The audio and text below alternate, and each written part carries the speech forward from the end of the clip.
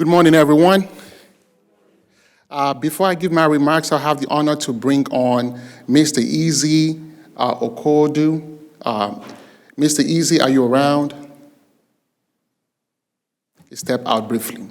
Mr. Easy is the board member of the Nigerian Center, and I wanted him to have the honor of also welcoming you as well. So I will go straight into my remarks, and hopefully when he comes, we'll be able to give additional welcome remarks as well.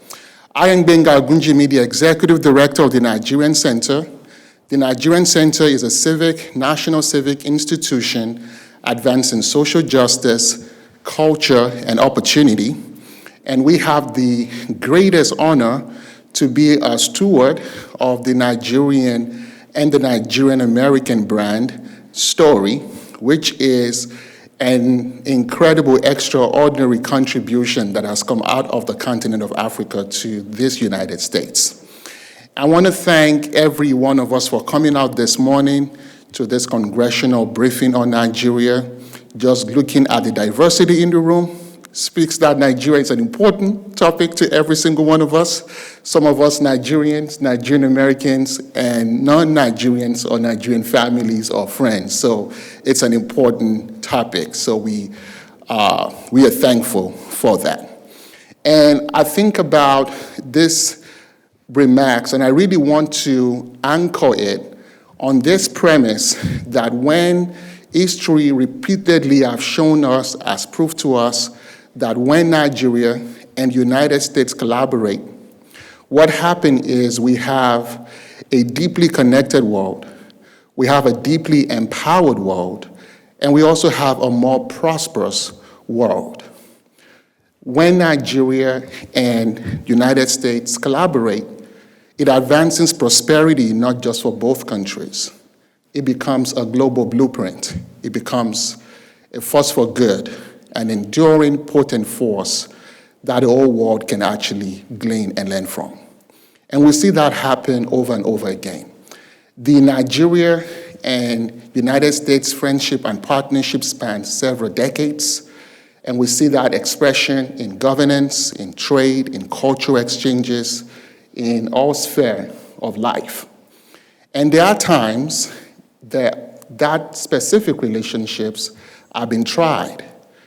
Most recently, the country was redesignated as a country of particular concern. That is Nigeria to the United States. But what was even more powerful with that designation is we saw a renewed sense of commitment and partnership. Out of that designation became a working group, a joint security working group with Nigeria and America responding to the issues of security on the continent. We know that Nigeria is also important to this United States, that every time that relationship, that partnership is tested, it evolves into something even more powerful that we didn't even know prior such a challenge. And we look at the opportunities with both countries.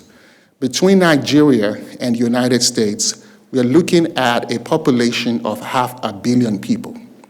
It's a subcontinental potential of trade, of commerce, of prosperity, again, not just to both countries, but to the rest of the world. And also, we look at as the global powers of the world compete for influence and dominance on the continent of Africa, Nigeria also becomes critical for the United States. It becomes critical in terms of security as challenges in the Sahel region spills into Nigeria, as we see the fourth global industrial revolution, critical minerals that come from the emerging market, as African countries, the continent reposition itself beyond just an emerging market to be a critical actor in the global business arena. The relationship between Nigeria and the United States, more than ever, it's more important. So if you're asking me, like as an American, to you this seems like a foreign policy. And I really want you to reconsider a different perspective. Yes, when you talk about Africa, Nigeria on the hill, it's a foreign policy consideration, but it does have deep local implications. Now, Nigerian American are a vital, important part of the American fabric. Nigerian Americans are America's doctors, politicians, lawyers, business owners, civic leaders, in every facet of human existence. That is Nigerian American. And that is why Congress should have a different perspective when it comes to Nigerian Americans or Nigeria-US relationship. And I really think about a story to really further anchor my remarks. The idea, and I ask myself, Nigeria is relatively a young nation. It's still going through its nation-building experiences, But I think about when exactly, if we can pinpoint a timeline in history that Nigeria and United States started this partnership and relationship post the independence of Nigeria. The date that comes to mind is 1925.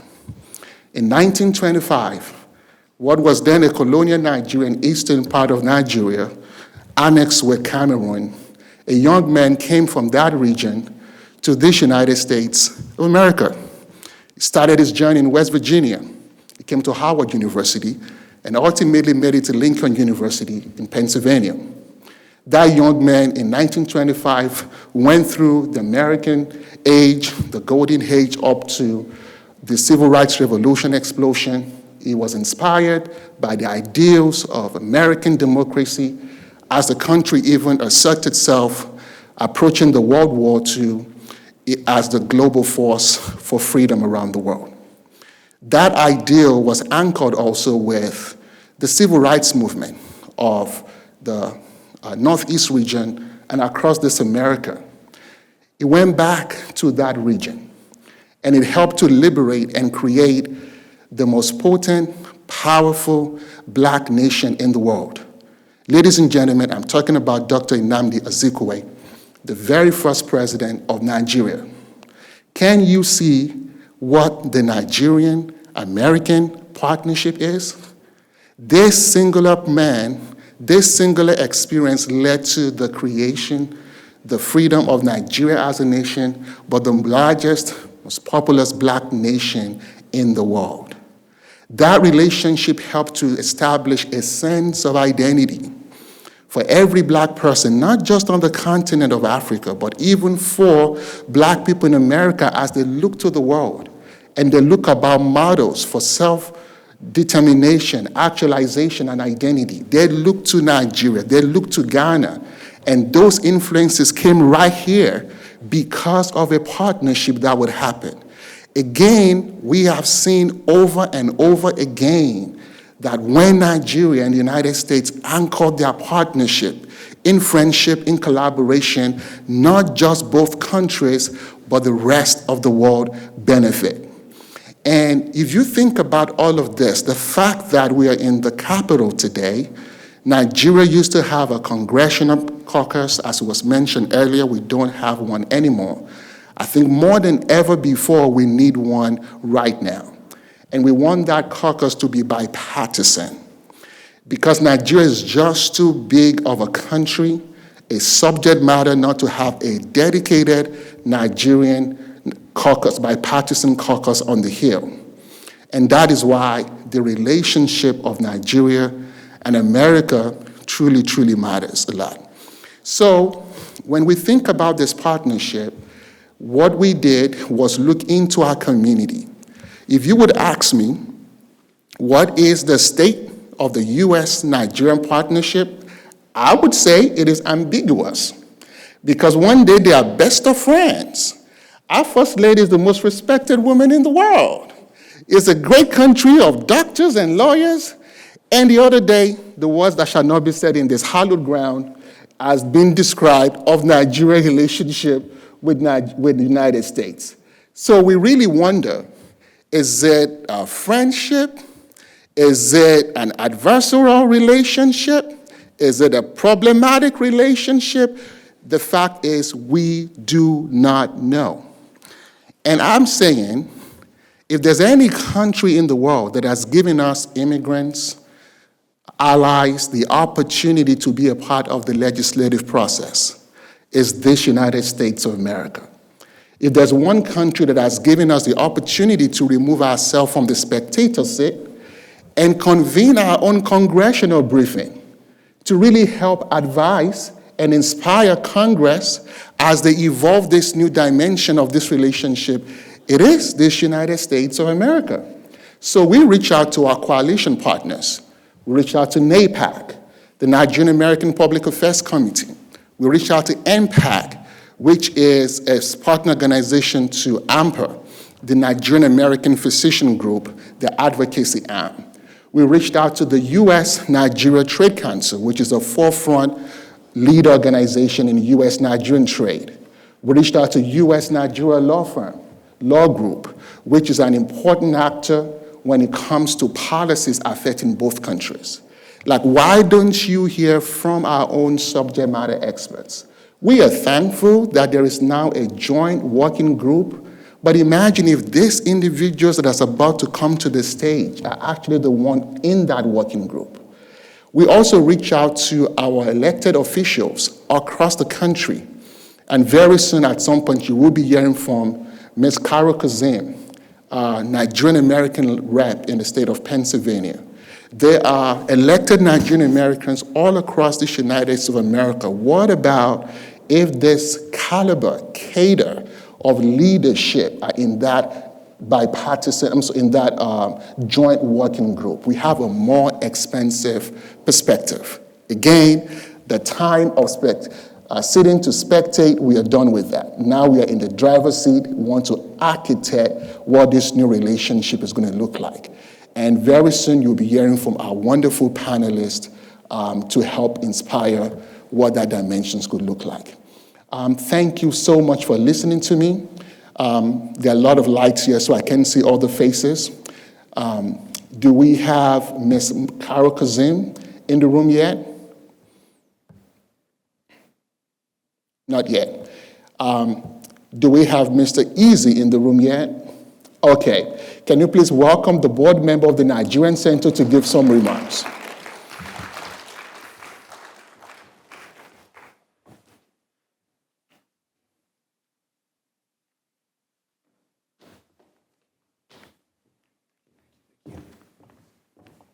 Thank you. I'm excited to be here today. This year marks 30 years that I've been in the United States. I arrived here in 1996 from Nigeria. My story is a little bit unique because I was originally born here. I was born in New York, so it was relatively easier for me to assimilate because I was able to come to the United States. I had a social security number already, and I was able to work and go to school. But even with that, it was extremely difficult for me. Even though I was a citizen, I arrived here in 1996. I didn't know how to get a job. My dad just put me on the plane and said, all right, go to America, you're going to meet your older brother. My older brother had only been here for like about a year and a half, and you're going to figure this whole America thing out. I'm in Washington, D.C. I didn't know about SATs. I knew I needed to take SATs, but I wasn't really sure.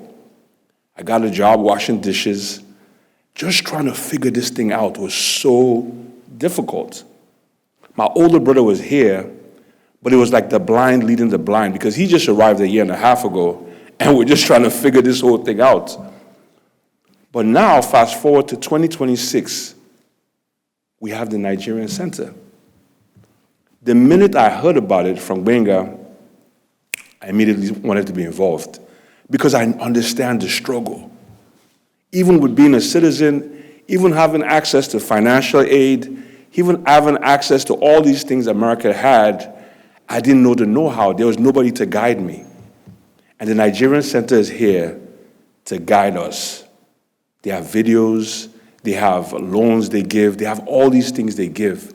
And I'm really, really proud to be here today. I just wanted to thank everybody for coming today, and I'm not going to take too much time, but I appreciate you. I'm over here. If you have any questions to ask me, I'm available.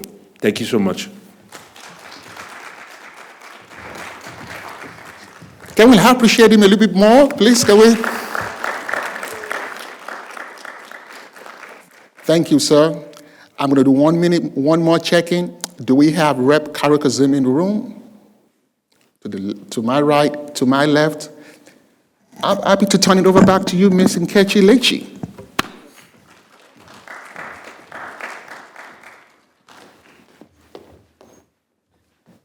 Thank you so much for your keynote address, Benga, and Mr. Eze. Thank you so much for just confirming why the Nigerian Center is important, and even more, connecting us back to why this Congressional Nigerian Caucus is vital. And so right now we're going to enter the panel discussion on the agenda, and I'm going to one by one invite all our panelists to come and have a seat in front of a microphone, and we're just going to basically be discussing through each sector why, I'm going to ask a series of questions, and they'll be able to answer the questions as to why this caucus would be helpful. And so I'm going to invite Mr. Prince Maduka. He is the president of the Nigerian American Public Affairs Committee, NAPAC. Is it their turn? I'm going to invite Mr. Emmanuel Ogebe. He is an international human rights lawyer. Thank you, sir. From U.S. Nigeria Law Group. I'm going to have Dr. Noel Ilogu, Nigerian Physician Advocacy Group President. And I'm going to have Jonathan Dornhofer from U.S. Nigeria Council for Food Security, Trade, and Investments. You are all welcome. Thank you so much to all of our panelists for taking time out of your busy schedules to join this work and really push forward why this caucus is needed. I hope that everyone that's in the audience, that as you're listening and staying engaged and listening to their responses, at the end of the panel discussion, we are going to open up the floor for any questions and answers that you may have.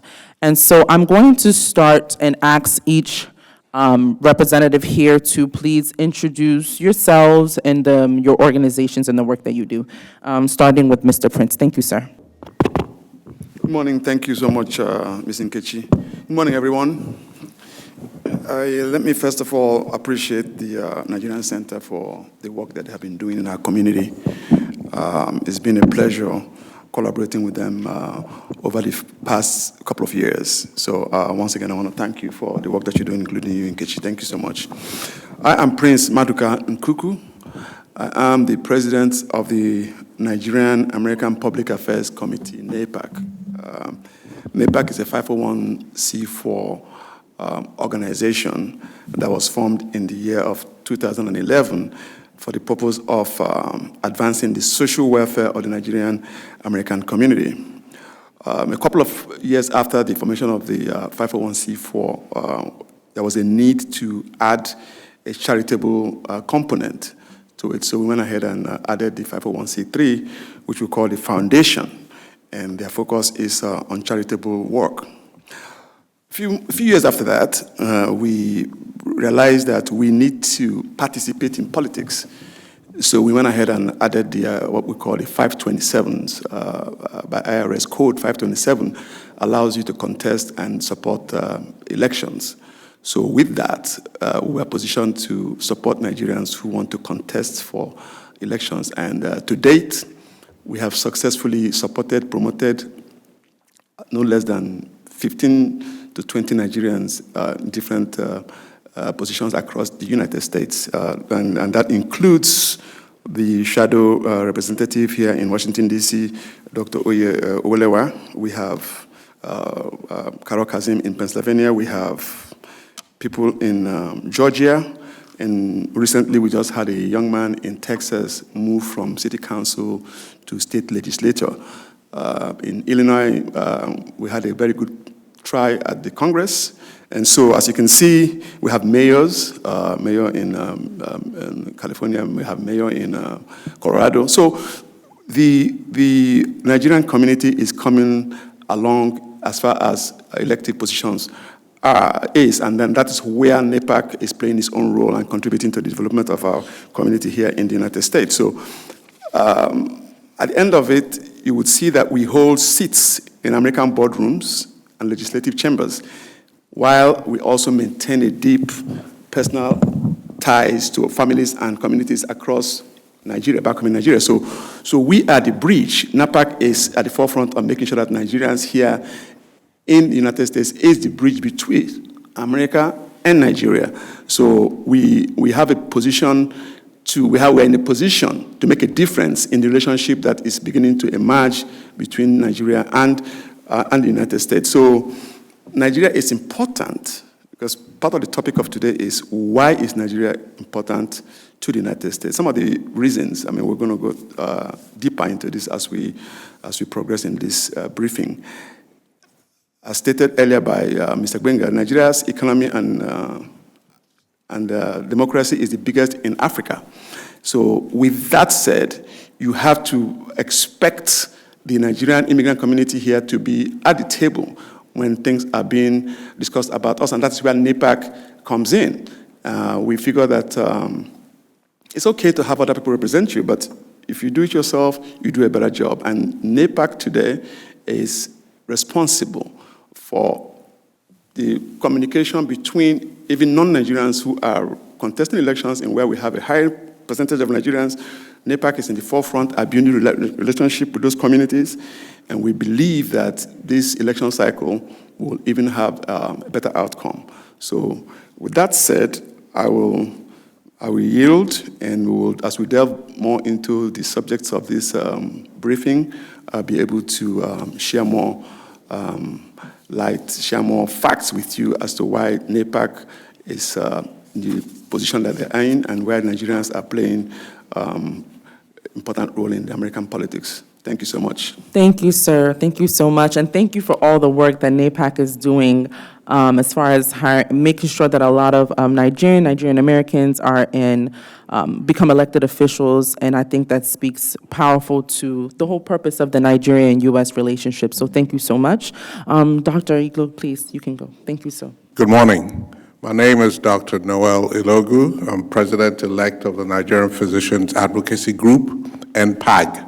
NPAG is a 501c4 affiliate of the Association of Nigerian Physicians in the Americas, AMPA, established specifically to advance advocacy on behalf of our community, both here in the United States and in Nigeria. I am honored to be before you here today alongside other leaders across the Nigerian diaspora. Our president, Dr. Susan Edionwe, could not be with us today, but her vision and leadership has brought us to this moment. I also want to recognize Mr. Benga Ogunjimi and the Nigerian Center, who have put this event together today. We're here because the Nigerian diaspora has a story not being told loudly enough, and because the policies made in these halls directly impact our community, the patients we serve, and the future of our two nations. One issue that I'd like to, a couple of issues we have, but one issue I'd like to bring to your attention, something we're working on.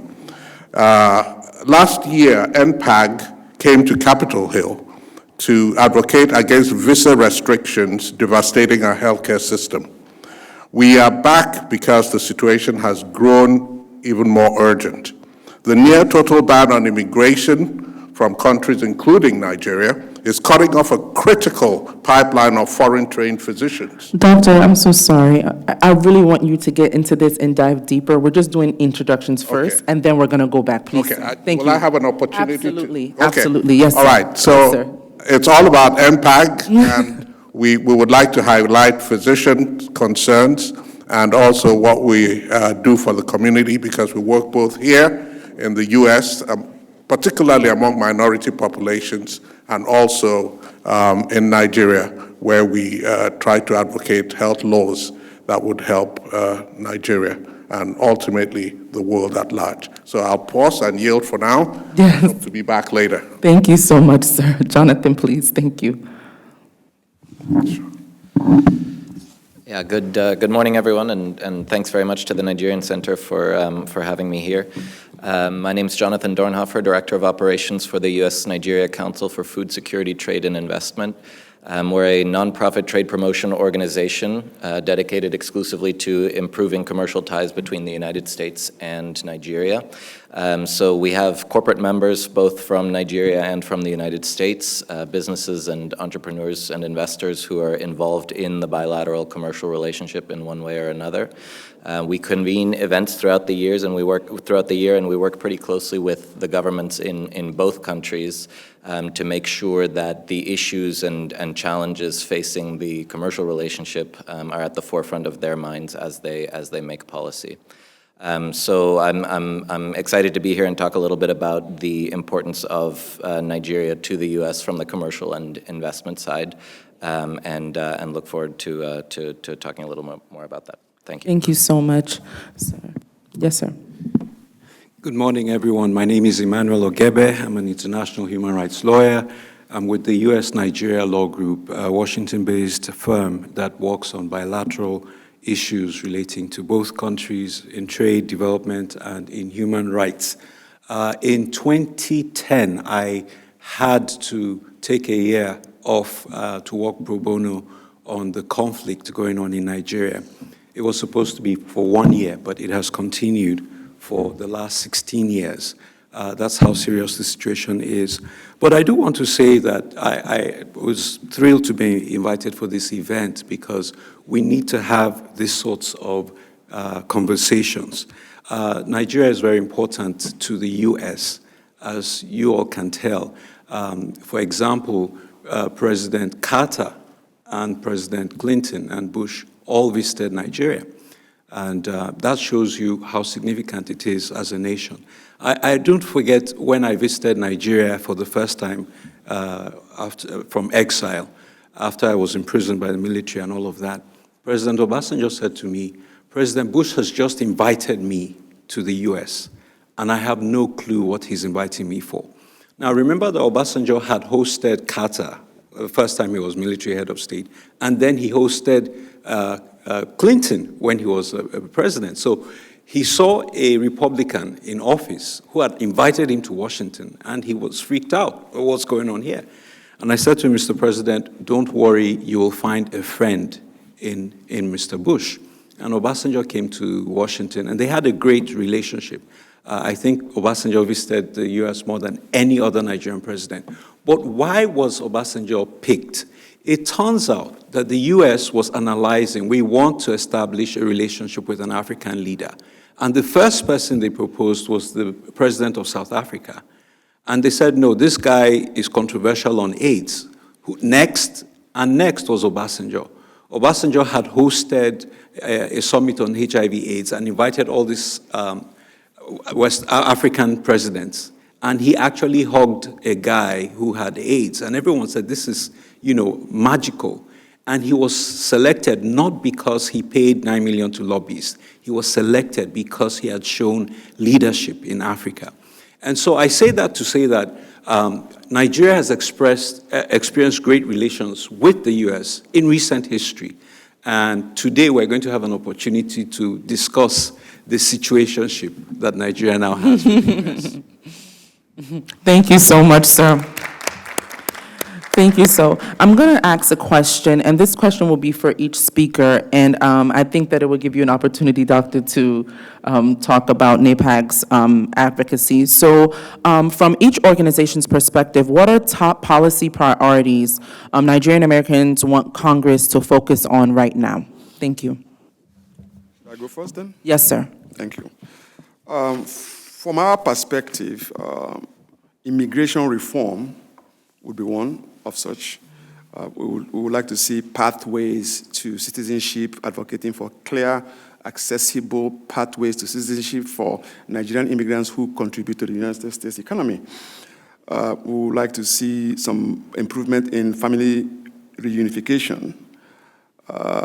As far as economy and business goes, access to capital, that will encouraging policies that support Nigerian-owned businesses and startups in the U.S. through grants, loans, and mentorship programs.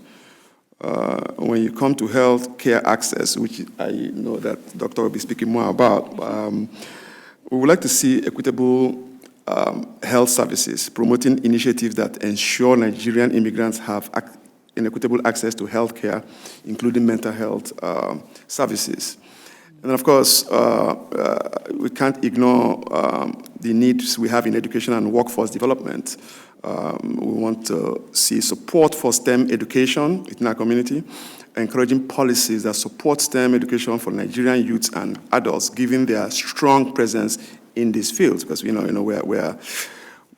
this education space a lot. And then, of course, it's to our advantage if there's cultural integration and anti-discrimination policies. We would like to see an improvement in those areas that promote diversity and inclusion, even in the face of the anti-DEI posture of things at this time. We would like to see supporting policies that celebrate diversity and ensure representation of Nigerian culture in educational and curricula in public discourse. And finally, for us, from our perspective in the NAPAC, we want to see social services and support networks. We want to see community support programs, promoting policies that support the establishment of community centers that offer resources and information for new immigrants. So, and I know that Nigerian Center is doing a good job of doing that with very little resources. So we're going to expect people like Nigerian Center to be supported, and we're going to expect more centers like that to develop. And in conclusion, on this subject matter, these priorities represent a blend of social, economic, and political needs that can help foster a more inclusive environment for Nigerian immigrants in the United States. You might also want to we should also expect a more involvement from our own elected officials, our own Nigerian. This is why we are supporting them as NAPAC. We hope that they can initiate these processes at their various levels of engagement. So thank you so much. Let me yield and hand over to Dr. Ilogu. Thank you very much. I may now talk about these Yes, issues. sir. The floor is yours, sir. Thank you very much.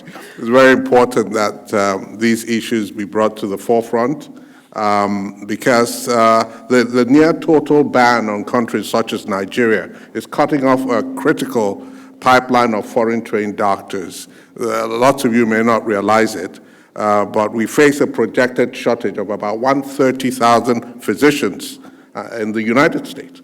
And Nigerian trained physicians are among the most significant contributors to filling that gap. So closing the door on these physicians is not just restricting immigration, it's restricting healthcare access for many American communities. So that's the one issue that I would like Congress to address. A second issue certainly is something that's on all our minds. Nigeria's designation as a country of particular concern. And MPAG remains deeply concerned about the ongoing security crisis in Nigeria, targeting Christians and also leading to loss of Muslim lives. This is a complex issue, very complex, that requires a multidimensional approach. MPAG is concerned about the designation, but now that it's been made, we need to ensure that it's not an empty label. We call on both governments to be transparent about what that group is doing, the joint group that's been set together. What are the benchmarks they've set, and what accountability do they have to us as citizens and to both nations? We want to have real protection for our communities, the communities back in Nigeria. There are millions of internally displaced Nigerians whose access to healthcare has been shattered by conflict. It's really devastating for these people, and substantive solutions, not just political optics, is necessary. A third issue is the need to revive the Congressional Bipartisan Caucus on Nigeria. We're here to champion that call. This caucus existed in the past and did meaningful work In 1999, there were members of Congress traveled to Nigeria to observe the democratic transition. And since then, it's gone dormant. Sometime in 2024, there was a call.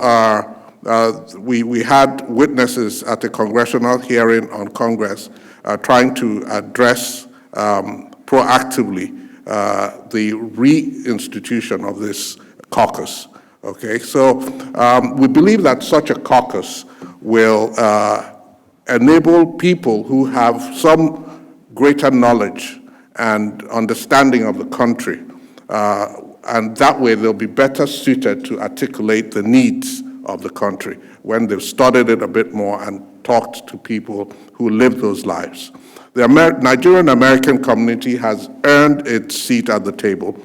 We are the largest African diaspora group in the United States. Nearly 30,000 of Nigerian Americans hold a graduate degree, more than double the national rate. Nigerian trained physicians are the largest group of sub-Saharan African doctors in the United States. We are net contributors to this economy and society, and yet our voices remain missing from the national conversations. We hope it will change. In closing, the Nigerian Physicians Advocacy Group is a physician body. We are doctors who are staffing the hospitals and clinics that a lot of vulnerable constituents belong to, filling the gaps. But yet the shortage remains, so more people are needed. When we speak about visa bans, we speak as physicians. When we speak about human rights, we speak as healers who understand what violence does to human bodies and who are acutely aware of the millions of internally displaced Nigerians whose access to healthcare has been destroyed by conflict. When we call for representation, we speak as professionals who know good policy requires the voices of those most impacted by these policies. And so we ask Congress to stand with us on physician visa policy, on transparency around CPC designation, and bringing it to an objective end, and on the revival of the Congressional Bipartisan Caucus on Nigeria. I'll leave the rest of my comments to later, but I thank you for this opportunity. Thank you so much, sir. Jonathan?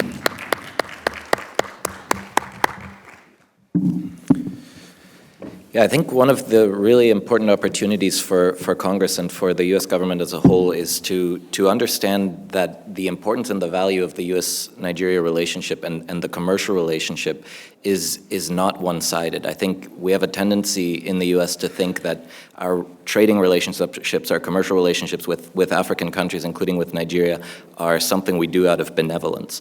But it's a $13 billion trading relationship with Nigeria, between the U.S. and Nigeria, and $8 billion of that is U.S. exports to Nigeria. That's a lot of money that the U.S. is making from having a strong relationship with Nigeria.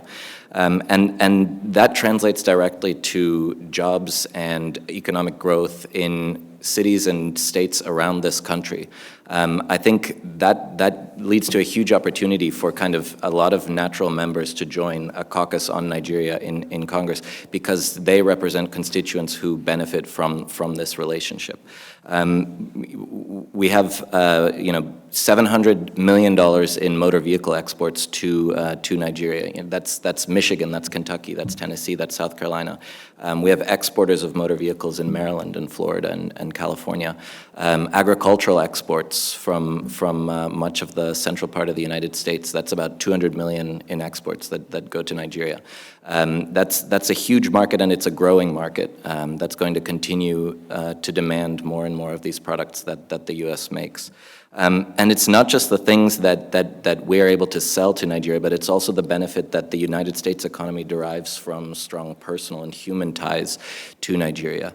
As Dr. Ilogu mentioned, the contributions that Nigerian healthcare professionals make in the United States, we have, I think you said 130,000 people is the shortage of staff in the United States, and Nigerian physicians in the US already number in the thousands, I think maybe in the tens of thousands. That's a huge opportunity for us to overcome this gap by having stronger relationships with Nigeria, but obviously that's not possible with certain visa policies as they stand now. The Nigerian startup community, the kind of the vibrant entrepreneurial ecosystem of Nigeria, that's something that the United States benefits from as well. 60% of Nigerian startups that choose to incorporate outside of Africa incorporate in Delaware. That's about $2 billion in earnings for the state of Delaware from the franchise tax, a lot of which comes from Nigerian startups.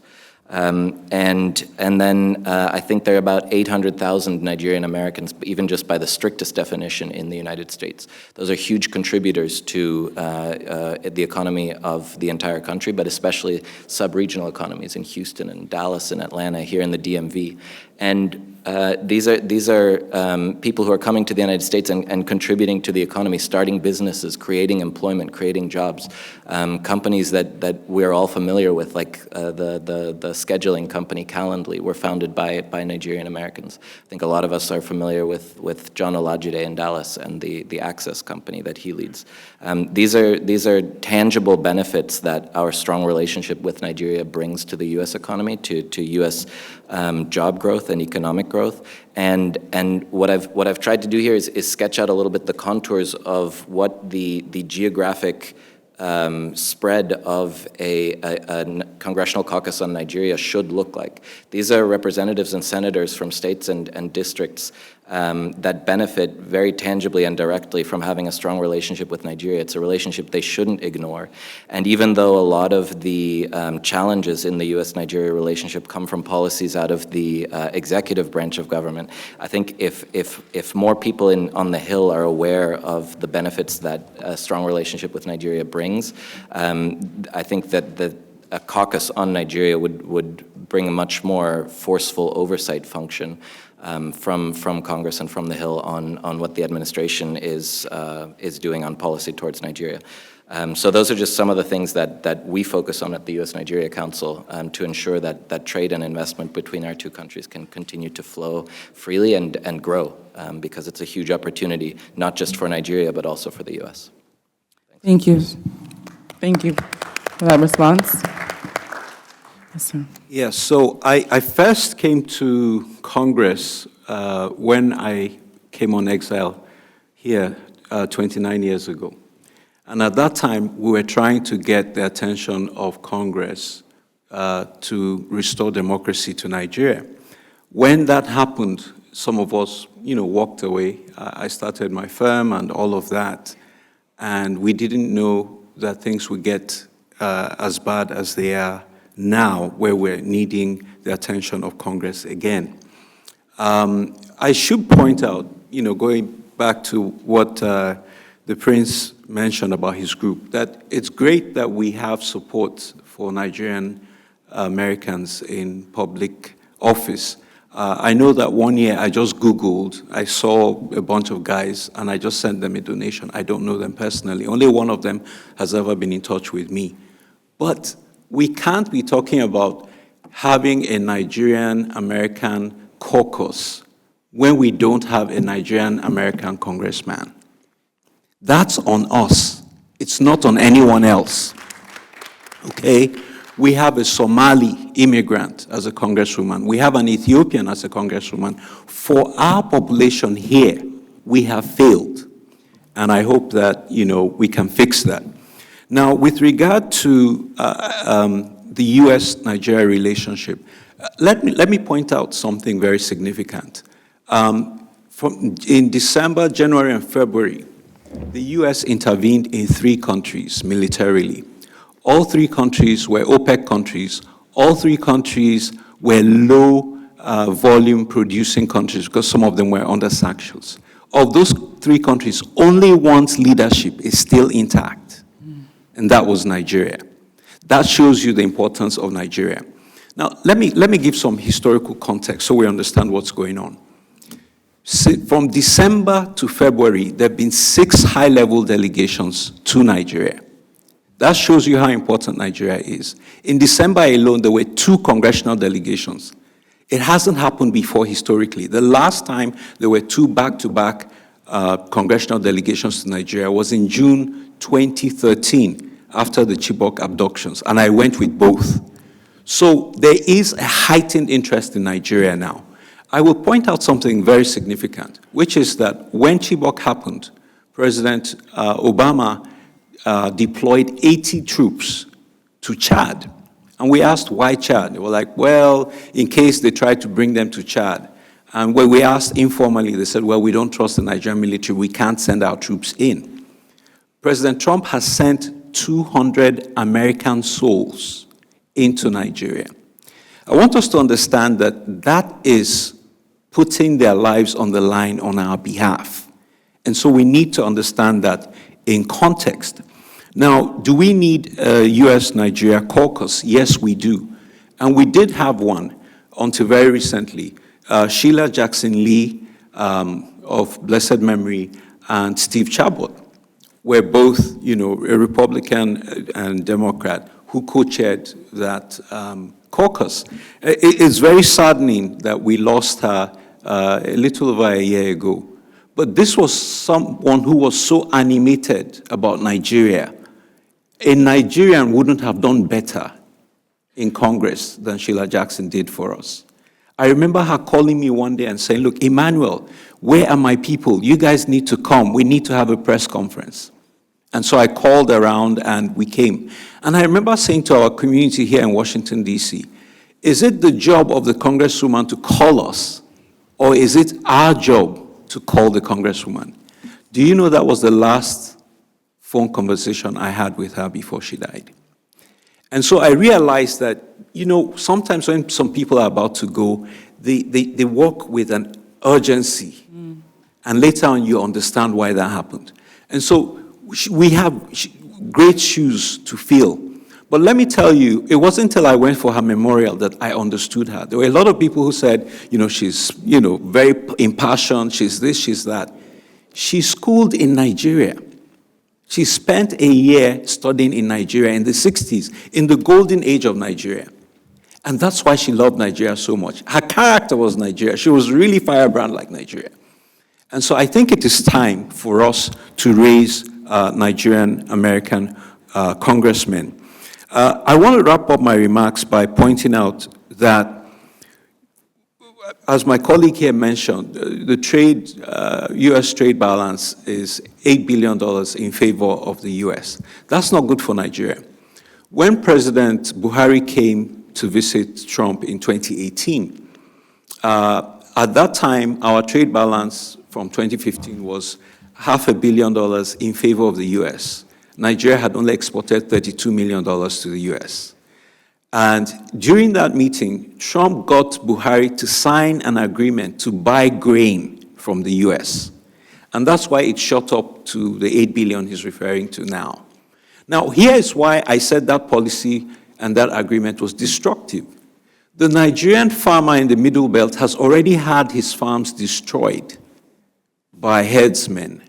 Why are you destroying what he has left by importing grain from America? And so we have presidents who show up unprepared for meetings, and they sign agreements that are deleterious to us. I just got back from London. The same thing happened last week. Tinubu showed up in London. He was feted for 2 days. He signed a £750 million agreement to import steel from the UK. And he signed an agreement to deport Nigerians from the US by a letter. By a letter. You can be issued a letter and you're deported. So that policy was against his own diaspora that remits billions to his economy, $22 billion a year. And so we do need to have these conversations where we look at policies and see how they impact us, and we influence those policies. I will end by saying that I align my remarks with the first gentleman, the Prince, who talked about immigration policy. As we speak, the United States banned Nigerians the first term of Trump, but they made an exception for medical doctors because they know they need our doctors. But this time around, I don't think they have that exception. It's a wholesale ban. But here's what's really egregious.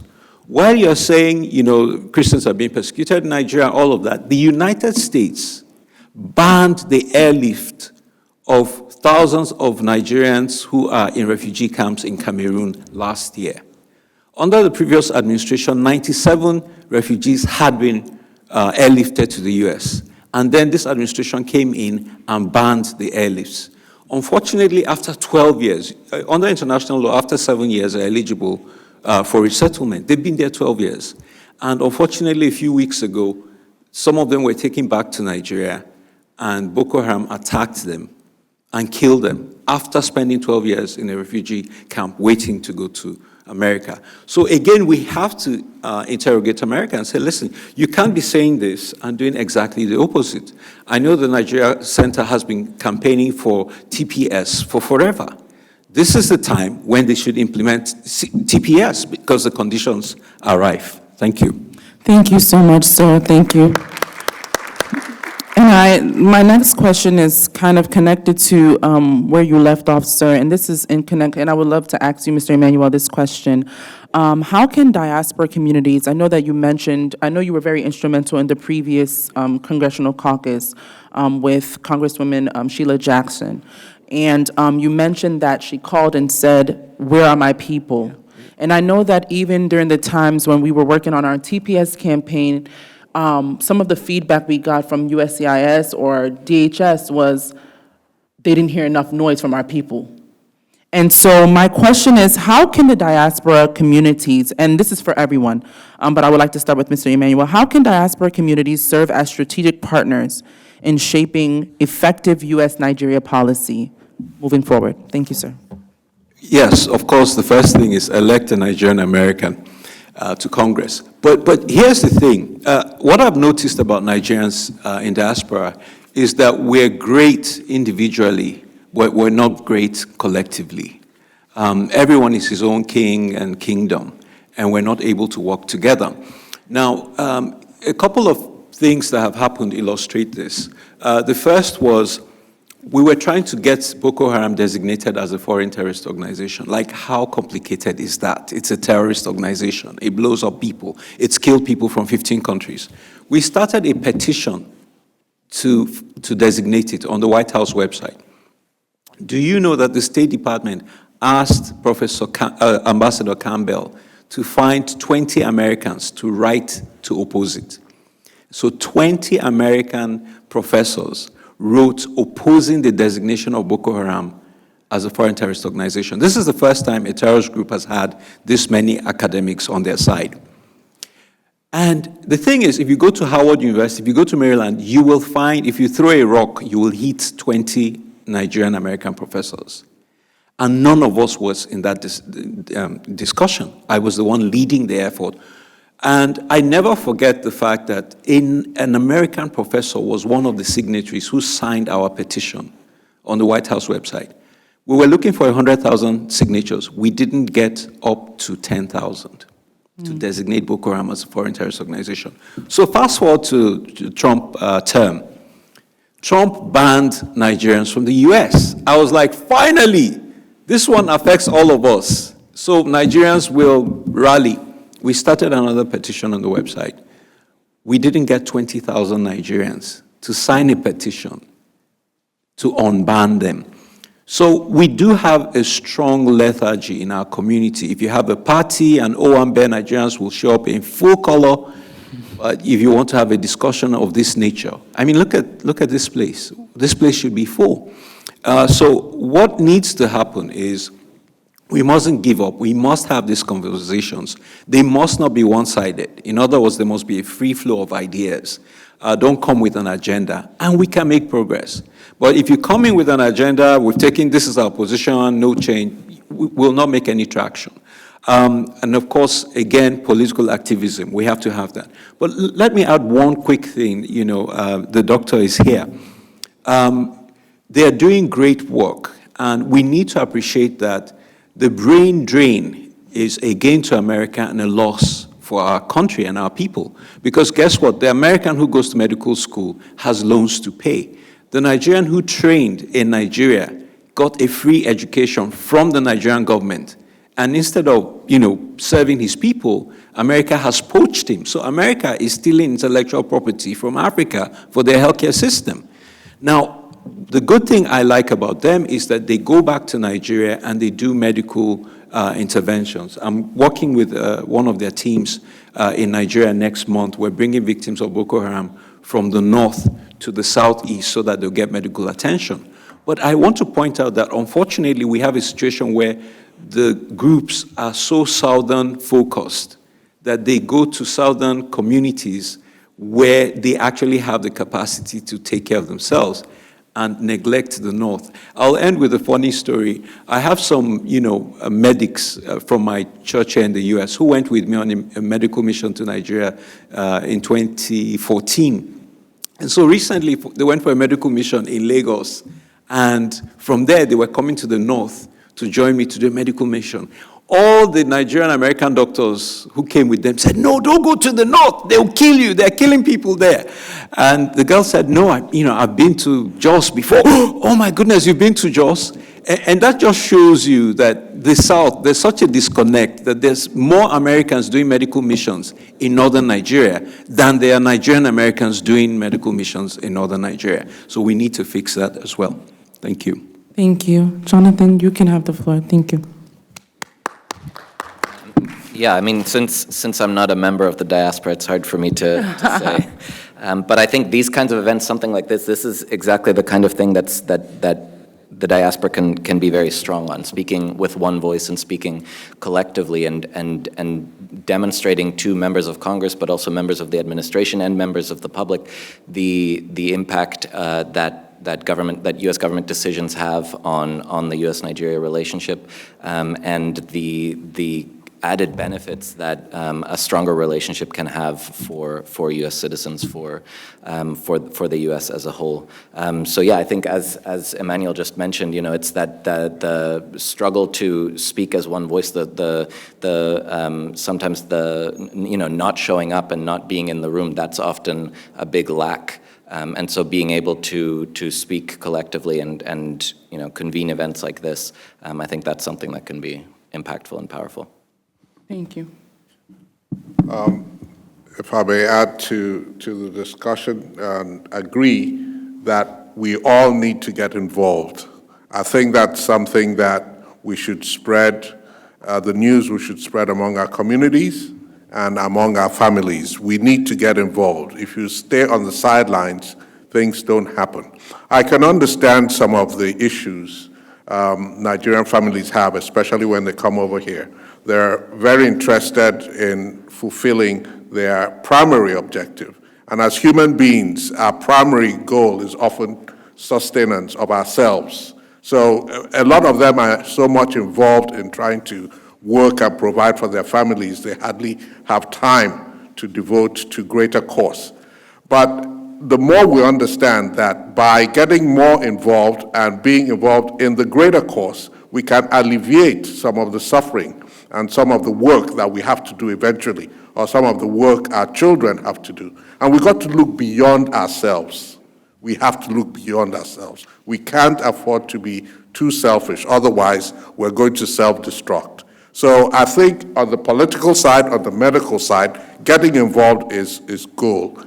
And talking about medical missions, we also preach this to other doctors, to get involved in advocacy, in doing medical work, giving back to the country. The Nigerian physicians, the AMPA, Association of Nigerian Physicians in the Americas, is highly involved in transfer of medical knowledge from here. So having a good foothold in America is important. The relationship is good. Yes, it benefits America, but also it benefits Nigeria because we take back medical knowledge to Nigeria. But because we understand that in fulfilling our objective for the greater association, which is a healthier Nigeria in a healthier world, for us to be able to achieve that, we need good governance in Nigeria. And that's why we formed the advocacy group, so that we can advocate for that. Because when physicians feel unsafe, they're not going to want to go. Okay, they understand this a little better than the average American who has not had a relative who's come to harm in certain parts of the country. So the Nigerian physician is more sensitized to these things. So we need good governance that will ensure safety so that when people move back home, that they can afford to thrive at their greatest potential. And so we'll keep working on it, but we all need to get involved. Thank you, sir. Thank you. So I'm actually more optimistic about the future for Nigerian community. In our work in NAPAC, we are beginning to see an increased interest in civic service and civic responsibility. And that is why we believe that the revival of the Congressional Caucus, Nigerian Congressional Caucus, will help us a lot in creating that mechanism that will help us address and advance our interests. However, where we are today as a community, as an immigrant community, if you are realistic and think back 20 years ago, the gentleman that spoke earlier said he's been here for 31 years. 31 years ago, as immigrants, we were still dealing with sustenance. We were still dealing with raising our children, situating ourselves in the society that we found ourselves in. Most of us came here not to stay. We came to go to school, get a degree, and go home. That was the objective. When I came, that was the plan. So today we are here, we're still here, and now we've seen that, look, our children are here, we're not going anywhere, we might as well dig in, and that is why NAPAC's focus is making sure that representation is done by people who speak our language. So the only way to go about this is the way we are doing it now, which is collaborating, organizing events like this, communicating with people who are not here to be at spaces like this. Like the gentleman said, it's easier for us to go to parties, but when it comes to things that actually add value and support policies that affect our community, we're a bit lackluster about it. And those of us who are in this space, it's a calling. We can only do more. We're like pastors. Pastors are called to spiritual activities. We are called to civic responsibility. The person who doesn't understand this will probably not understand it. So it's a calling. And you find our type. In NAPAC, that's what we do. I don't preach to Nigerian to be Nigerian. I don't waste my time. If you can't see what we're doing, this is not the time for that. So we will continue doing what we're doing, and I'm happy to see that our rep, Carol Kazim, is here. She's a first-generation Nigerian, and the work that they must do for us is very important because our children are like her, American, born here. When they see her in this space, they are motivated to step in, and we're hoping that the more of them do that, the more we get represented, the more people will get motivated in that space, and the less we'll spend at Owambe and more we'll spend a little bit more of it in the political engagement. So I'm optimistic, and we'll continue to do the work. So let me yield and take the next question. Thank you, sir. Thank you so much for your response. So this is the final question. It's really just any final remarks. We have staffers in the room from different congressional offices. So with our outreach, we obviously were advised to have a bipartisan leadership for the caucus. And so we reached out to different offices and we gave our pitch for why we believe the caucus should be reinstated. And so the purpose of this forum, this briefing, was to do just that, educate, have all of them in the room and educate them on why the caucus is vital. And so I wanted to ask if you have any last remarks for staffers that may be in the room as to why this caucus should be reinstated. And following that last question, we'll open up the floor for questions from our audience. Thank you. Should I go first? Yes, sir. Thank you so much, Nkechi. So from my perspective and that of NAPAC, we would like to see the Congressional Caucus, Nigerian Congressional Caucus, revived for this purpose and reasons that we've stated here earlier, which is that it will present and provide the mechanism through which we will, as a community, be able to advance and protect, deliver a narrative that is reflective of who we are. And for us as a community, we are trying our best, like Emmanuel said, to get one of us into Congress. We have a lady running for Congress in DMV area. I think Wala Blage is making running for Congress there. We had one that tried in Illinois. She didn't succeed at this time. So we would like to let the people in Congress here know that we believe that mechanism will help a lot in pushing our Nigerians' agenda as a very strategic partner to the United States. It is important that we are giving that support. And for us as a community and as an organization, we are prepared to provide administrative support that caucus is going to require, because I know it's easier. It would have been easier if there were Nigerians in Congress to do this. So asking somebody who is from Oklahoma who has no Nigerian in the constituency to be on that caucus is a bit challenging in terms of resources, but we as a community, we are aware of that. We are willing to provide us administrative support. Thank you. Thank you, sir. We do realize that there's great need for the caucus. When people understand a country, a community, they are better able to advocate for those people. It's often said, don't throw away the baby with the bathwater.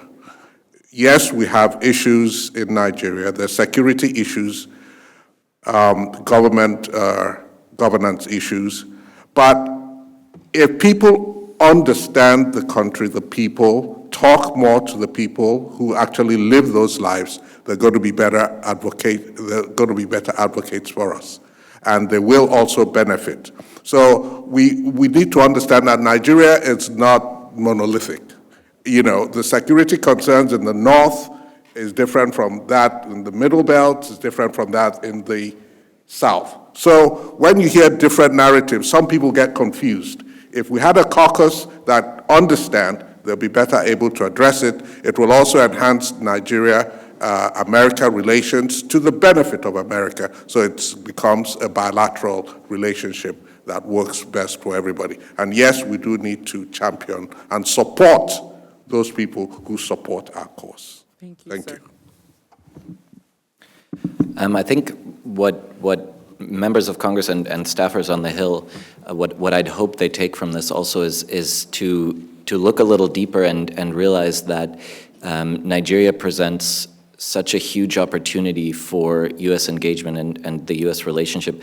Certainly in the trade and investment issues, in the human connection issues that we've talked a lot about here already, but also in security. The Sahel is now the epicenter of global terrorism, and that's the instability that comes from there affects obviously Nigeria and the rest of the countries in the region, but also the United States and the rest of the world. And combating that and finding a solution to that is much better done in collaboration with and in conjunction with and in conversation with Nigeria, the biggest country, the biggest economy in that region, than trying to do it alone and trying to figure it out just from here as the United States.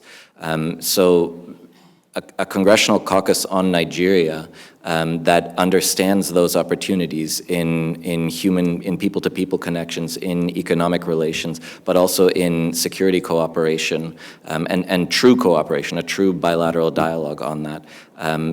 That's something that a congressional caucus on Nigeria could do and could play a very big role in making sure that the entire U.S. government takes a much more holistic view of what the benefits are of a strong relationship with Nigeria. Thank you. Yes, so before I give my closing remarks, I wanted to quickly tie up one loose end, which is, I never forget how many years ago under President Bush, I got a phone call from the White House. They were inviting me to an event. And his assistant said to me, Emmanuel, who do you represent? And I had never been asked that question before. And that was when I realized that we didn't have a community like, the Nigerian Center that I could say, this is our group, we're coming. Now, I've been fortunate to be able to build my brand as an international human rights lawyer. I have to be independent. That's why I work in a bipartisan fashion. But we do need our groups working together to get things done in Washington. It's the power of the vote. If you don't represent groups of numbers of people who can vote, you have no influence to play in town. Now, one other quick thing. Last week, I was on Facebook, clicking on birthdays for people, my friends. I rarely do that, but that day, it was my dad's birthday, so I said I'll check everybody else going down. And all of a sudden, I saw my friend's name, and I said to myself, wait, isn't he dead? He died, but no one had deactivated his Facebook page. This was my childhood friend who was abducted.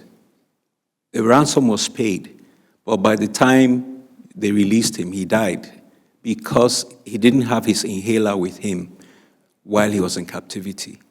And we need to understand that 80% of Nigerian Americans are from the South. You don't know our experience, and you can't speak for us.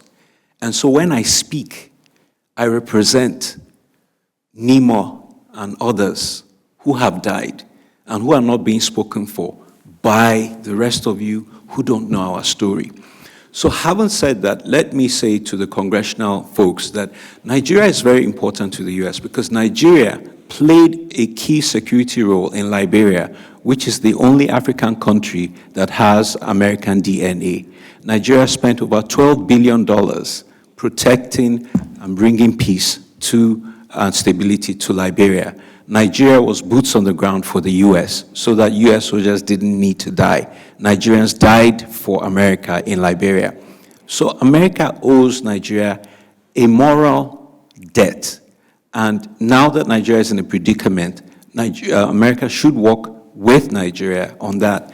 As he ably pointed out, the US makes billions of dollars from Nigeria. And, they need to protect that investment. The US also has oil companies in Nigeria. So there's every reason why we should engage. But I think the most important point that was made was that Nigeria is now the epicenter of global jihadism. There's anywhere between 8 and 40 global jihadi terrorist groups operating in Nigeria. They moved from Syria to Nigeria. And so the US has an opportunity to confront it. But let me point out something very significant. The US had 2 bases in Niger, and one of them was a drone base and one was a regular base. And they were kicked out. And it was from there that they were coordinating counterterrorism in the whole Sahel. Now, with the loss of those 2 bases, what did the US do? They took the risk of sending 200 troops to Nigeria, something they never wanted to do before, including drones to Nigeria. So I have to emphasize, this is a credit to America, because remember in Washington, there's so many countries vying for attention of the United States. We're just one of 200. Nobody has time, for your mess. The fact that they're making out time to value our lives is something that we should appreciate, and we should make sure that we work to maximize. Thank you. Thank you so much, sir. And that concludes our panel discussion. Please give a round of applause for all our very well-spoken, very educated speakers. And so now I'm going to open the floor to the audience for questions. Yes, sir. So my name is Chris Nwajuru. I'm Nigerian American.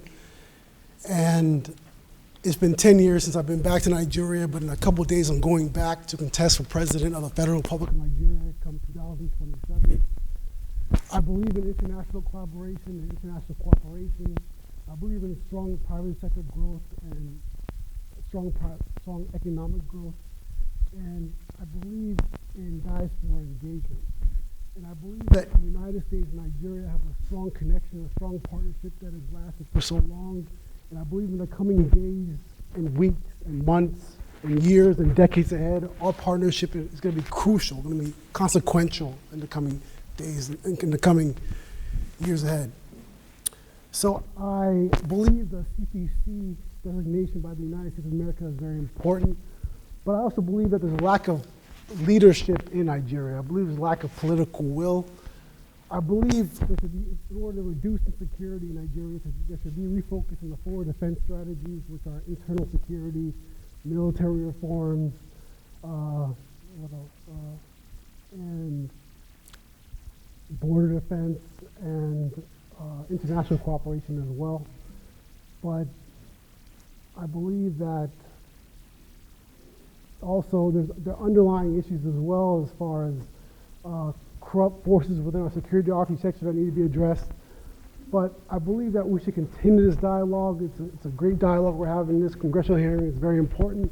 What the Nigerian Center is doing is very important.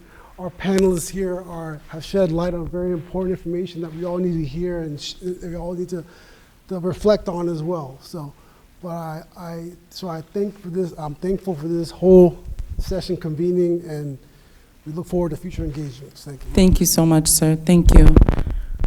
Question, sir? Yes, sir. My name is Richard Iyasere. I'm from New York. I'm the chairman of NAPAC. That's my president right there. Most of this problem has been identified. Basically, Africa is a little pocket of people, and that unity, somebody spoke about it earlier, we don't have that unity that binds us together, and that problem is still lingering up to today. My question is, here now that we are here, we are more educated now, we know technology. What are some kind of mechanism in place, or is there anybody here planning something? Let's just start from here. I have heard at Nigerian Center, NAPAC, Nigerian nurses, Nigerian physicians, is there some kind of a mechanism to merge this whole different pack of villages that we still carried over here let's start by putting everybody together.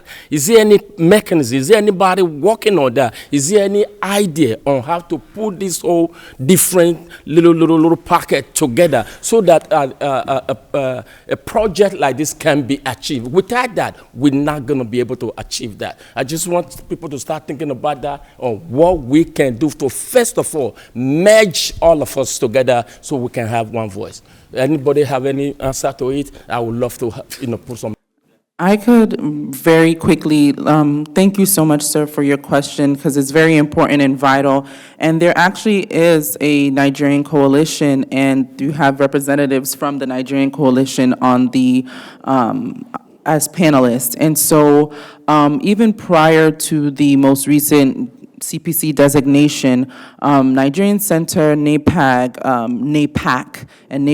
and NIDCOM all came together to sit down, and NIDO came together to sit down and talk about educating our community. As we know, we've all kind of referenced how there's a need for us to come together. So we all started with educating our community on what is even CPC, how does it impact Nigeria, how does it impact the US? And so I would say that there is a coalition, to answer your question, and I think that maybe at the end of this convening, you're a part of the mailing list, I'm sure. We can discuss how you can be a part of that coalition. And so anytime that the coalition is the one that came together to say, let's push for this caucus. And so yes, it exists, and we would love to talk to you at the end of this briefing to see how you can be a part of that. Thank you, sir. Can I quickly just add to that? Yes, sir. Nigerian Americans are the most economically empowered and politically disenfranchised group anywhere on the planet. We have no influence in the US, and we have no influence at home. We don't even have diaspora voting rights. We need to insist that the Nigerian government should give us diaspora voting rights. They want us, thank you very much, they want us to influence policy here in the US. When they're not giving us the ability to influence policy at home. We must make that happen. Thank you. Can I add to that? One of the, just like Nkechi said, we do have a coalition that we formed to address some of the issues affecting our community. What we found out is that when there is something specific happening to our community, it's easier to call groups together. And I can recall when we had a meeting with the embassy to discuss consular services that, in our view at the time, was poor. a lot of Nigerians came out because that was something that affected a lot of people. The consular services were not up to par. So we came together, and that was our first collaborative work with multiple organizations. And then came the issue of the designation of the CPC. And prior to the CPC designation, we actually were making moves because Nigerian Center was privy to some musings to redesignate Nigeria. So we came together and were able to at least address the issue with the congressmen's offices. So I think, to answer your question, my New York man from NAPAC, we believe that the coalition can be expanded. It is, like you said, it is the work of everyone here. It's groups, and we cannot disregard the purposes for which each organization was formed. You have to maintain the reason for which you are formed. These are usually loose organizations. We come together on issues-based coalition and collaboration. So the MPAC will always be there for what we are formed to do.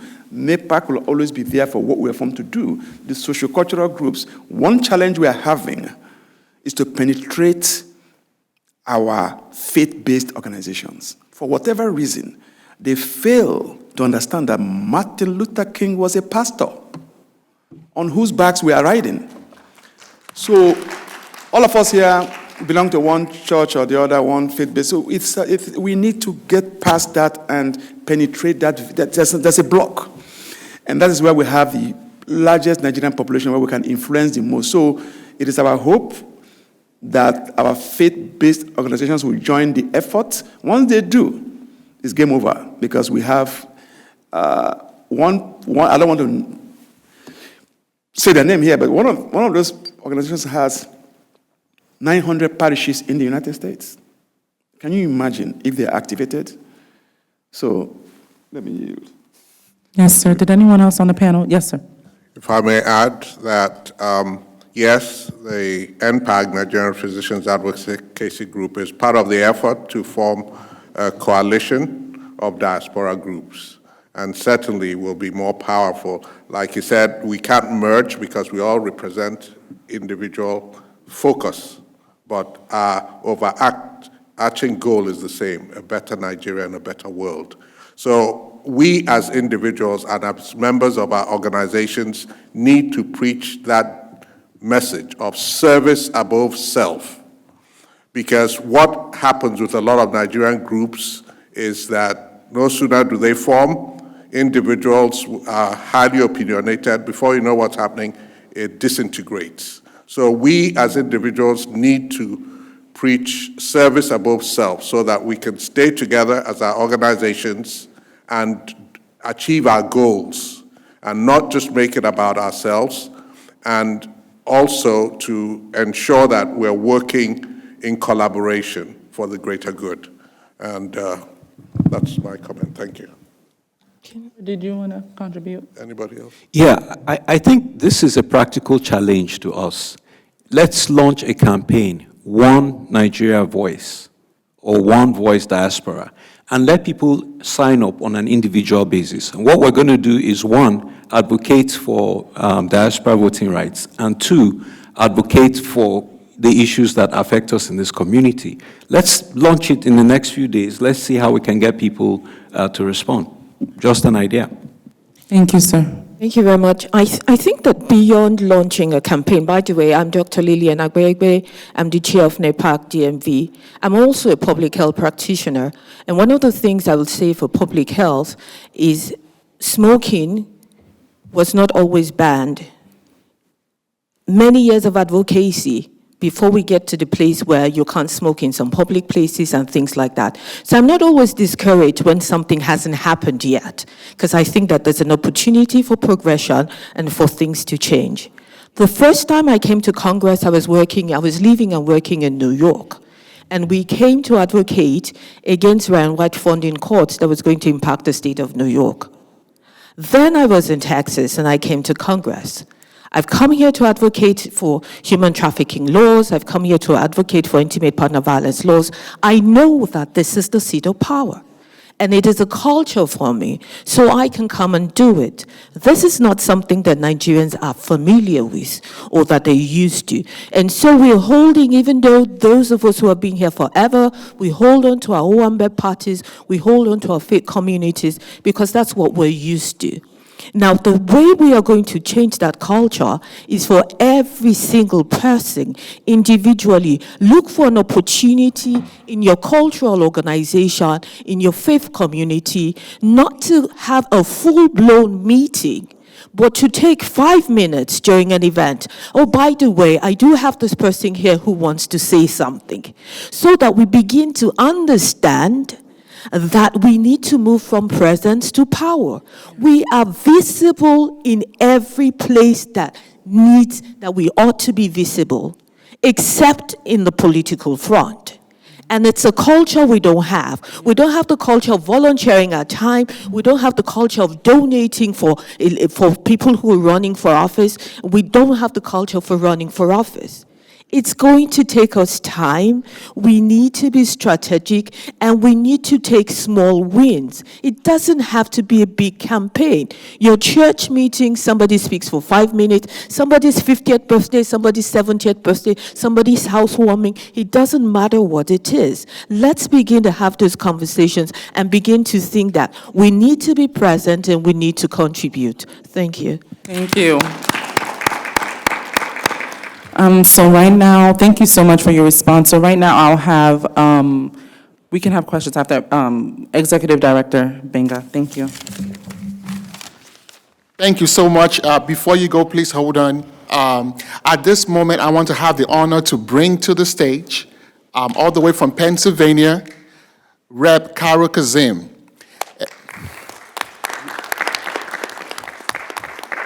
Rep. Karo Kazim is an elected Nigerian American public official, doing us proud, speaking up, becoming a symbol for representation in the state of Pennsylvania. And we are so thrilled that she's here today. Before she comes, I did a quick remark a few weeks ago that from our district, that the elementary school I went to Nigeria, in northern Nigeria, called Essence International School, was actually founded by a Nigerian American woman from Philly, from Pennsylvania, Mrs. Mohammed. She left Nigeria and she was adopted by the emir of that region, and she founded the school in 1980. And it was my first encounter experience of the Black American culture. It was a very Americanized culture on campus then, and she would see in me agency, civic engagement, from my early years to come to America to evangelize African culture the same way she brought Black culture to us. So it's my honor to present Rep. Karo Kazim from Pennsylvania.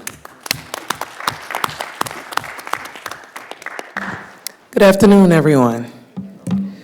So I know we had a change in the way the program went, so I apologize. Unfortunately, when we get on 95, we get blocked with traffic, even if you're on the road 3 hours ahead. So I apologize. First off, I just want to say thank you and welcome, and this is my president because I'm also a member of NAPAC. I'm here today as State Representative Karo Kazim. As Benga has introduced me, I represent the state of Pennsylvania, specifically in the 159th district, but as I tell people in our positions and our roles, we have to represent the whole entire state. So I was brought here today to give some remarks and to also just talk about what my role looks like, but what that looks like as far as partnership, whether it's through Congress, whether it's through Nigeria, and what does that look and mean for us as elected officials, and how you guys can also be engaged. And I'm just gonna share a few things, because I don't talk about a lot often, but so the first thing I wanted to speak about was, one, why representation is important. So first is, I'm the first woman to serve in my seat.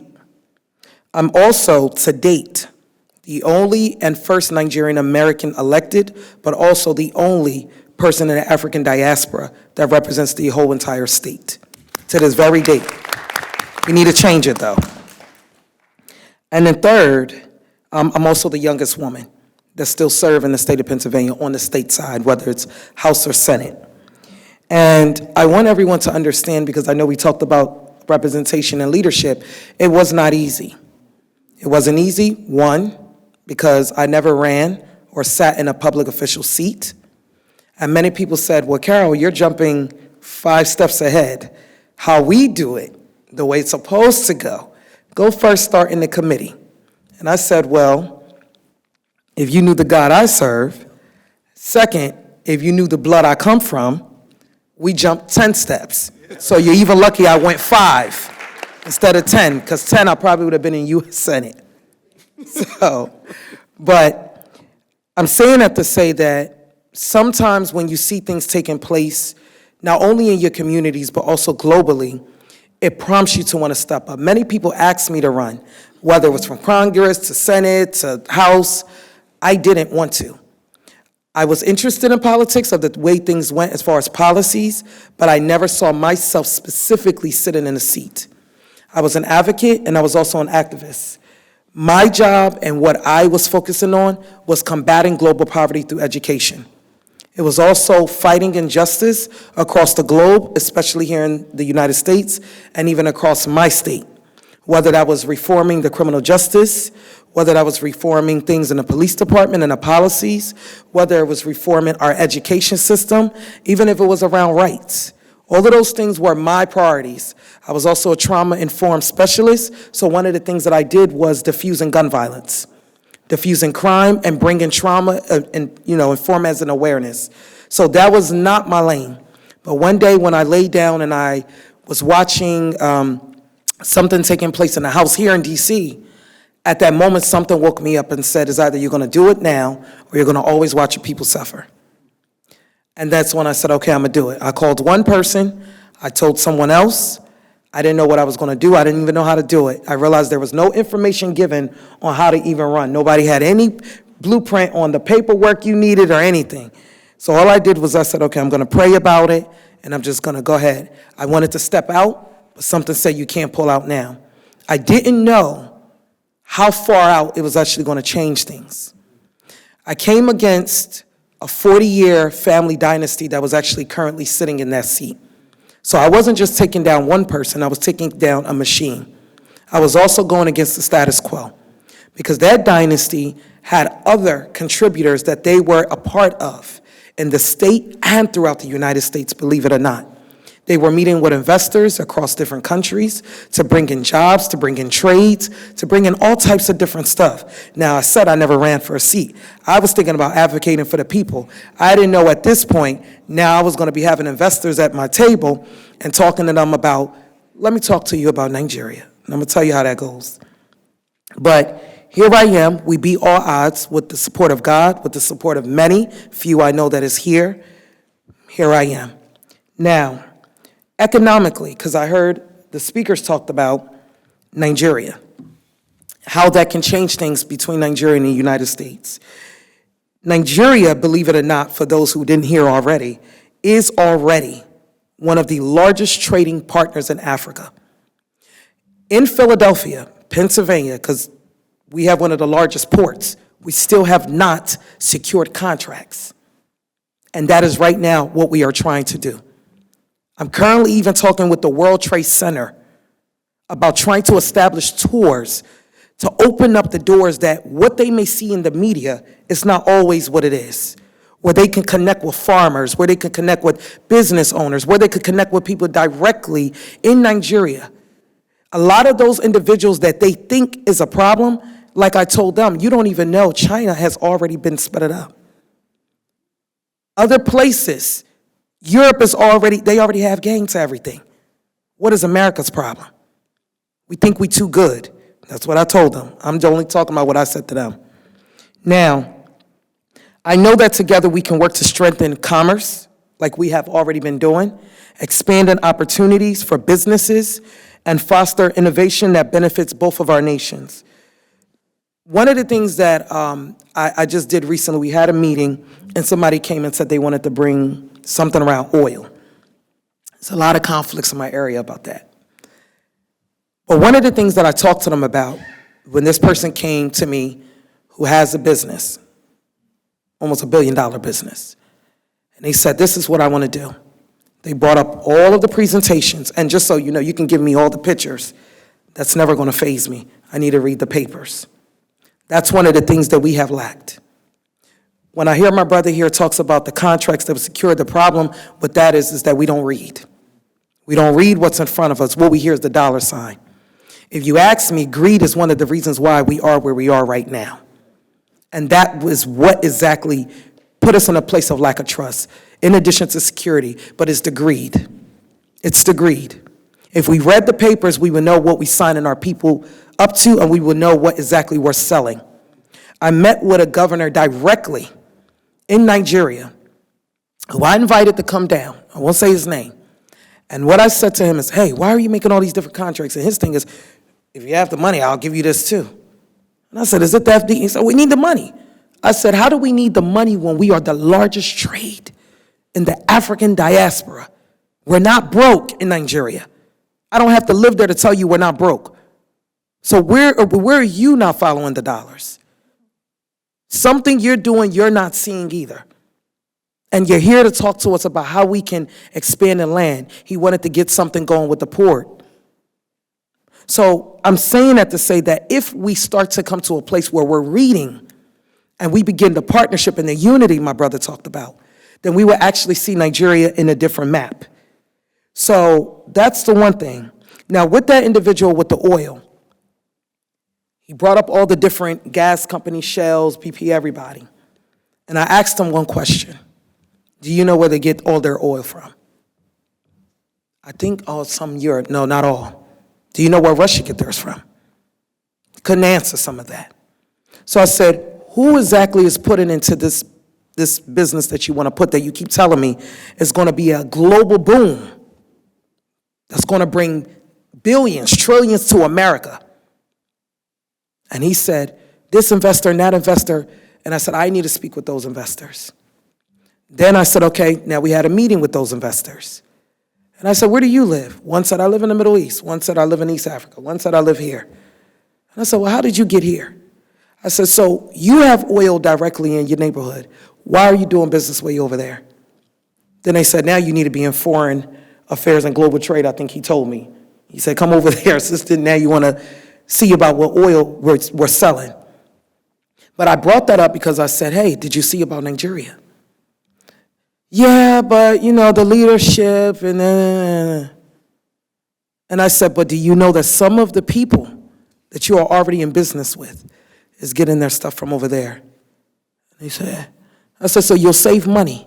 They're charging you higher because the time that they have to take to get their products from over there to get it from over here, they're going to charge you instead of going directly. So one of them have a meeting with someone. And they said, I'll get back to you. So I told them nothing is going to fly until you start having conversations with the right people, and I need to know exactly from every hole that it's coming from. You can't tell me that you want something, but you're doing business with 5, 6 other people, and I don't know who they are. Because if anything messes up, if anything stops here, then I need to know who to be held responsible. So that's the problem that not only are we having here, but in Nigeria. We're not holding ourselves accountable, and greed has brought us to a place where we lost our way. Now, when it comes to initiatives that promote entrepreneurship, that's something that I know we can do as elected officials. Energy development, that's one of the highest topic right now, and also infrastructure. The U.S.-Nigeria relationship continues to create pathways for shared growth.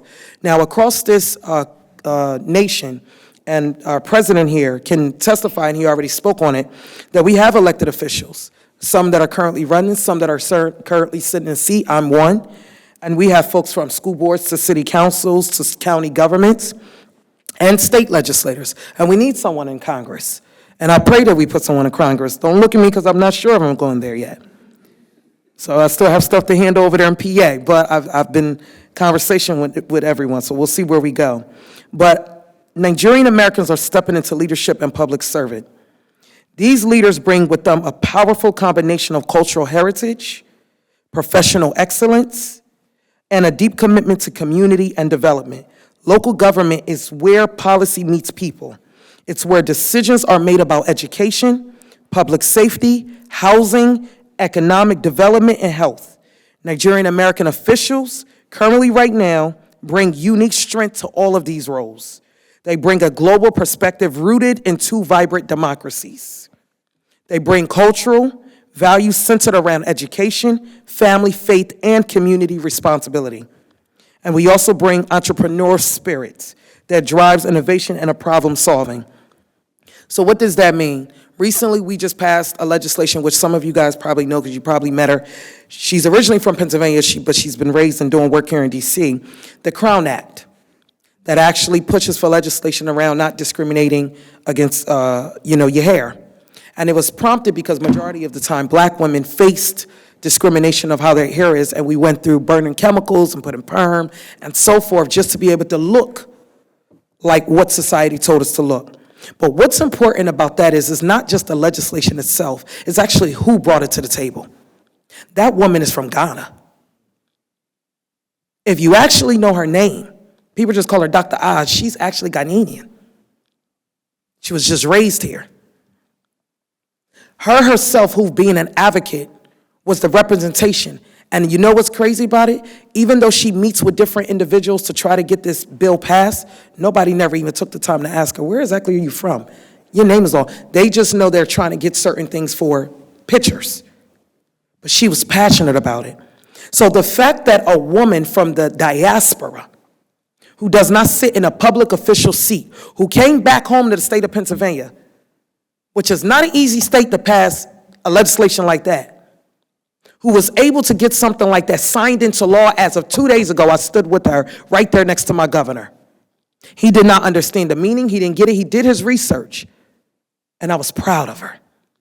She changed the dynamic of Pennsylvania. She helped write a law with the backing of someone like me. It was her legislation. So imagine someone who grew up in Ghana, came here, got her U.S. citizenship,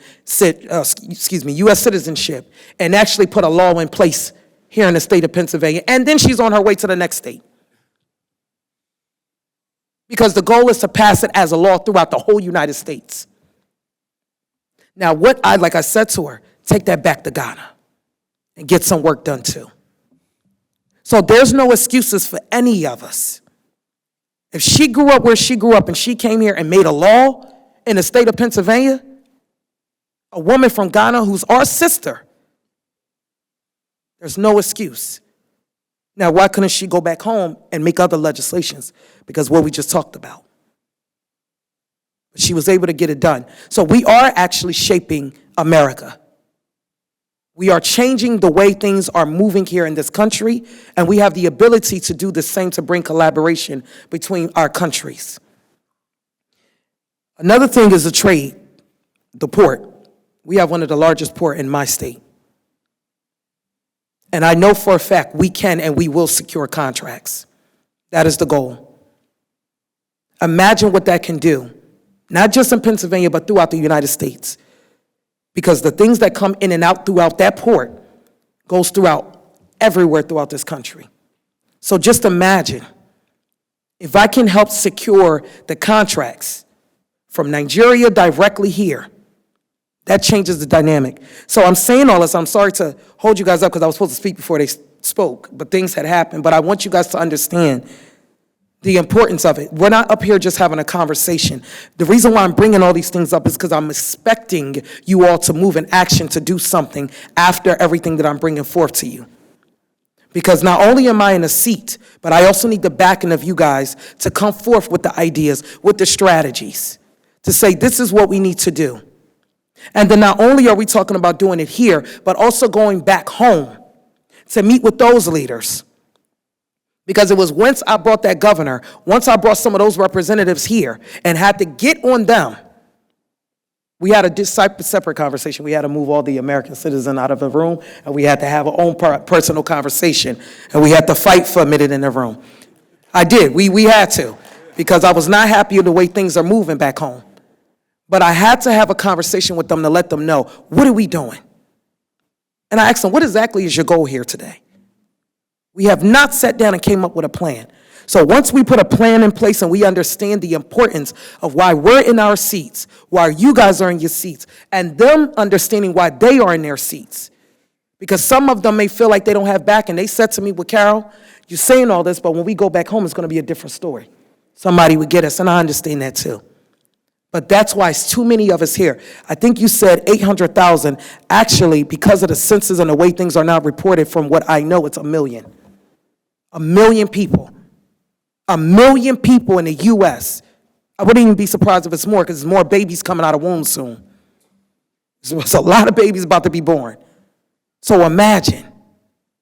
There's no excuses. So despite these contributions, our collective voice is still underutilized in many spaces, shaping broader policy conversations between the United States and Africa. But I know that us as sitting as official, I know that we can serve as strategic bridges between local American communities and opportunities on the African continent. Imagine just so many partnerships in technology, healthcare, education, entrepreneurship. All of those can be strengthened through the leadership of someone like myself and many, and of those who understand both the cultures and both the systems. Putting us in those type of seats, we are the direct voice. If I was not there to talk to the governor, even around, some of you guys heard about it, the legislation that I have about international doctors, asking the governor to change that legislation where they don't have to come in and do a whole nother 3, 4, 5 years, then go do another master, then go do back residency. If they're already a doctor overseas and they have already obtained all of their credentials and they've already practiced, all they have to do is come here, learn the system, get 1 year in at least residency with supervision, and then from there get the recommendation and the approval from the board. That just helps eliminate so many barriers. And with healthcare being a shortage right now, I am on his neck about getting that done. I'm on his neck about getting it done. I told him, you do that, Pennsylvania, I can promise you, you would get a lot of other swing states on board. That's all we need is the swing states on board. Everybody else will follow. So that's something like that that we need, that open pathway and doors, and as an economic boost to our community, our societies. Lastly, I'm going to talk about the realm of security. I know with our collaboration, it helps address some of the most pressing challenges facing the region. The United States and Nigeria, I can say for me, I've been working closely to combat terrorism.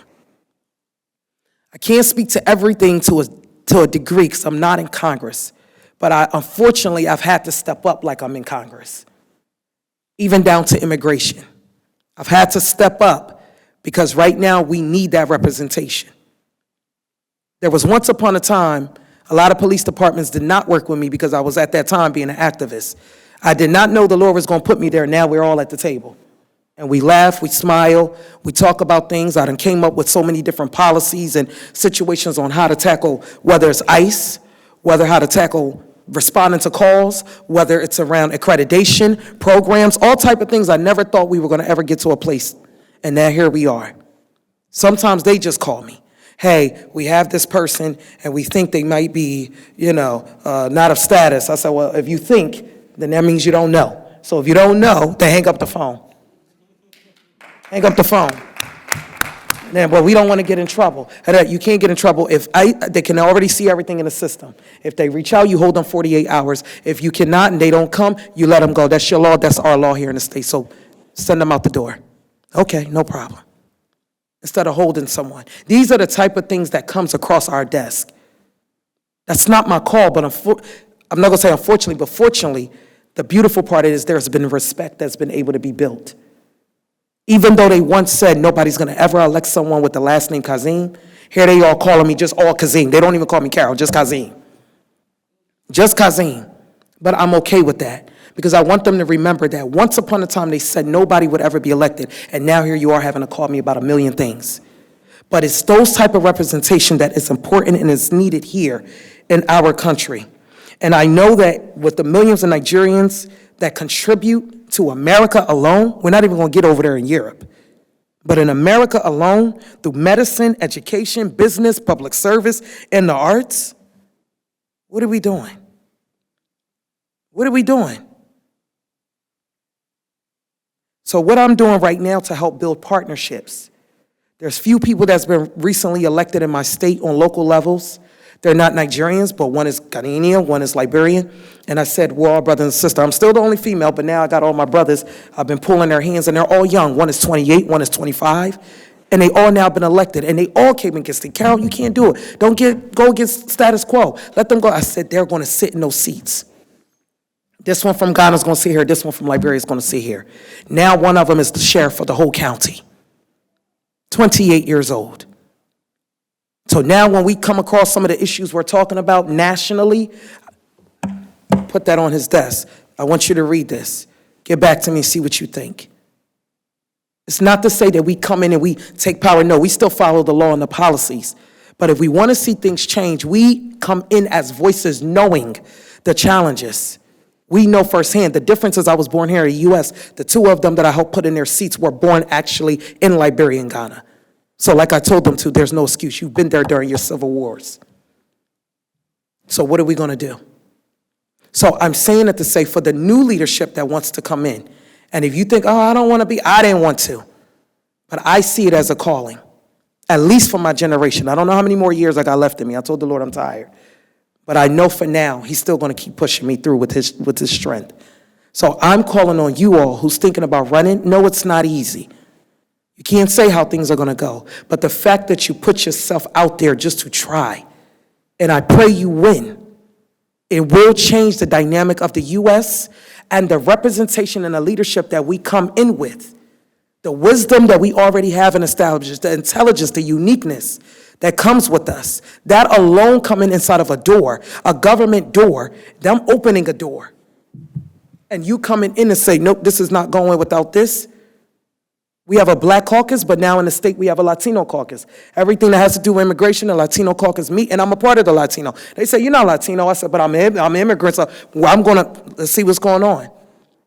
And we come together. That's how it goes. So some things never fly on the floor without them calling Kazim. And they know I'm the type, I will hold that board up. So I'm unapologetic about it because I was sent here by my people, but I represent all people.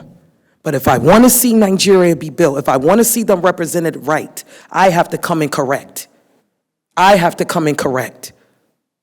So I just want you guys to understand, please step up in your position. Do what you need to do. Even if you're just a medical practitioner, even if you're a lawyer, even if you're just a council person, if you're a school board, even if you're a teacher. I don't care if you work down the street at the store. All of that plays a factor. So I pray that you all would think about everything that I said and understand the importance of leadership and our selective roles and how we could take that back home. Now, as far as homegoing security, then that's a conversation we all need to meet and talk about because that comes down to unity and greed. Once we get that out the way and we start moving in a God-fearing manner, then we will see a lot of things different. We see a lot of things different. Well, that's all I have to say for today. I thank you, Benga, the founder of the Nigerian Center, for inviting me here. I'm always pleased to come to D.C., and I pray the Lord just keep me right. What I want to do is go into law, but he keep pushing me back. So we'll see, and we'll see. I don't know where Congress is going, but I'm willing to support who wants to run. Thank you. I think that deserves a standing ovation.